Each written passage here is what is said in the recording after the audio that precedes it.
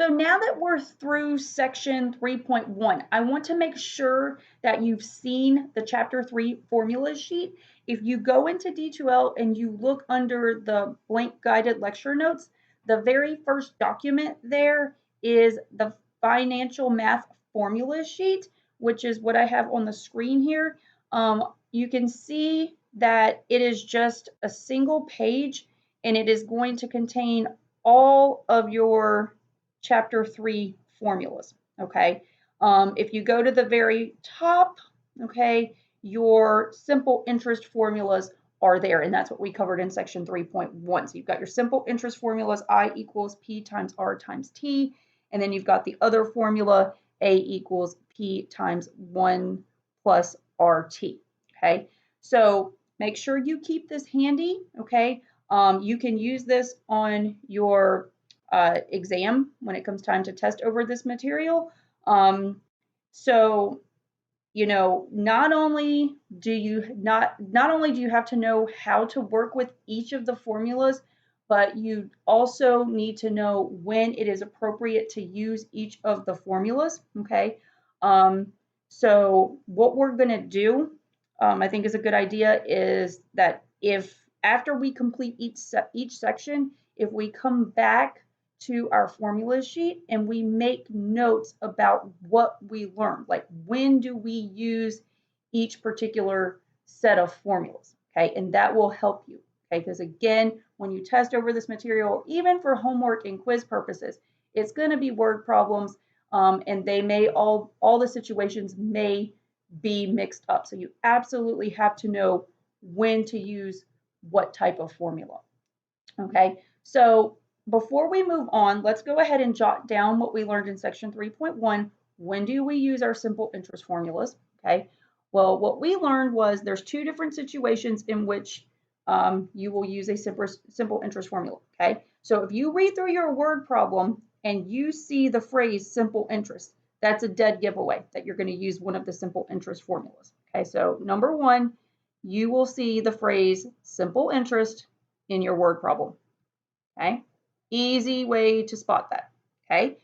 But your word problem may not contain that phrase, okay? So if it is a simple interest problem, but it doesn't contain the phrase simple interest, then it also will not contain the word compounded, okay? So the other situation, the word problem will not contain, so does not contain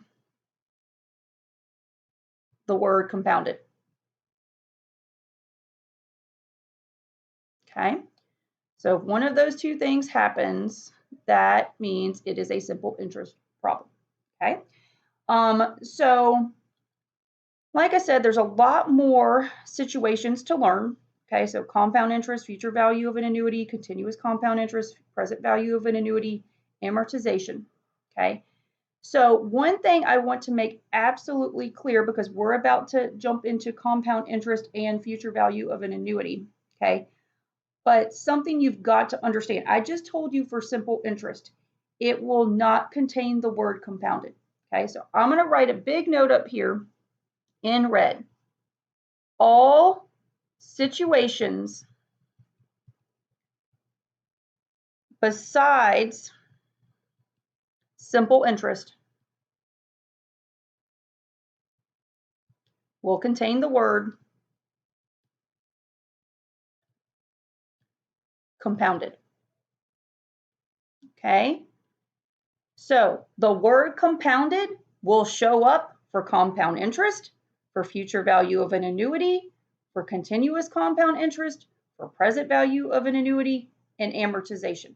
Okay, do not make the mistake and say, oh, I see the word compounded.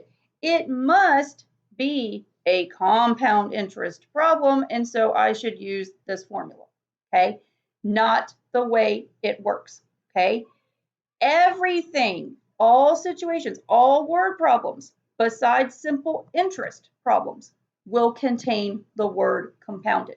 Okay, so in sections 3.2, 3.3, and 3.4, we're going to discuss these remaining formulas and how you recognize when to use each one.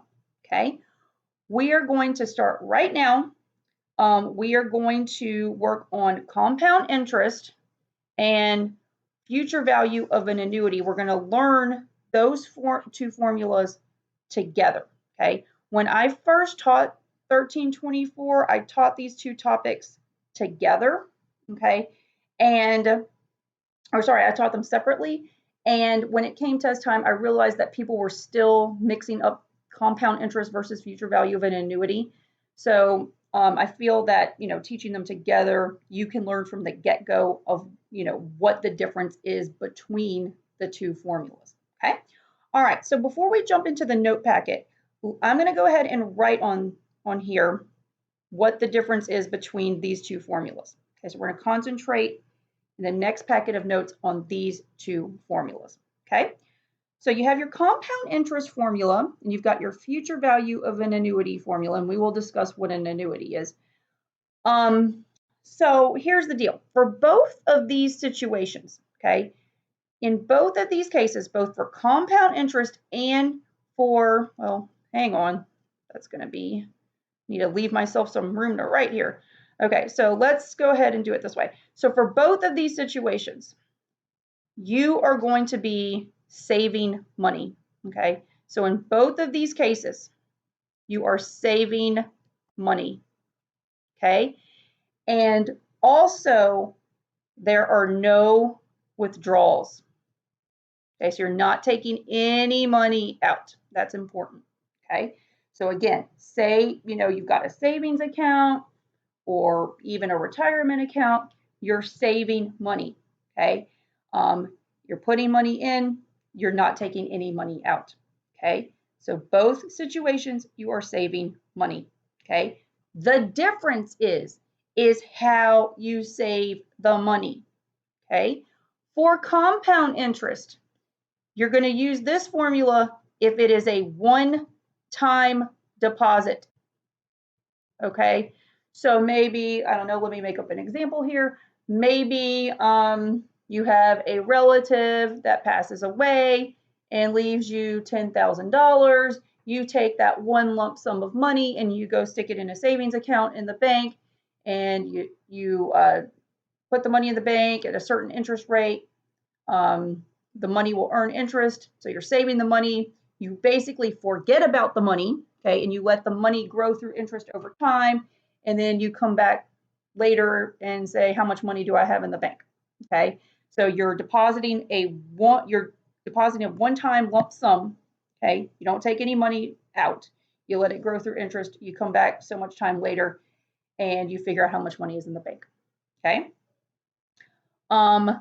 With future value of an annuity, okay, you are making regular deposits into your account. Okay, so you're going to make regular deposits into your account.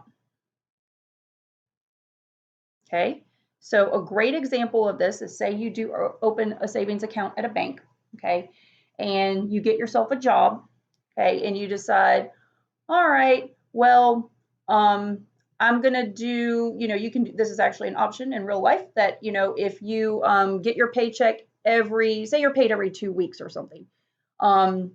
Well, maybe I'm going to go ahead and have $50 taken out of each paycheck, and it automatically goes into my savings account. Okay. So it's not a one-time deposit of $50, but instead it's regular, consistent deposits of $50 every 2 weeks. Okay. Again, you're not making any withdrawals. Okay. You just let the money grow through the regular deposits plus any interest that has accrued on the account. Okay. You come back so much time later, you figure out what your account balance is. Okay. So that is the difference between these two formulas. Okay. For both compound interest and future value of an annuity, you are saving money. You are not making any withdrawals. Okay. The difference is how often you make deposits. With compound interest, it is a one-time deposit. Okay. And then for the future value of an annuity, you make regular deposits into the account. Okay. So now we're going to go into our notes and start working on how to use both of these formulas.